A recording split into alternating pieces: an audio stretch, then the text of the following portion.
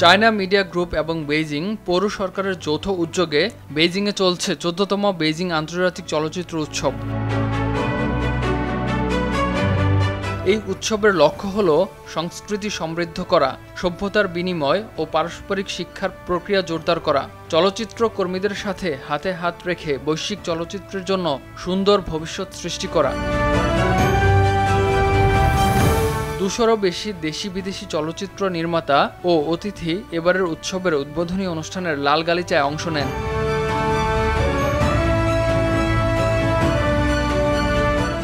April থেকে ৪ মে পর্যন্ত চলচ্চিত্র কার্নিভাল বেইজিংয়ের হুরাইরো এলাকায় অনুষ্ঠিত হবে। তখন পুরো হুরাইরো এলাকায় আয়োজিত হবে চলচ্চিত্র ও পর্যটন সহ ৪০টিরও বেশি কার্যক্রম।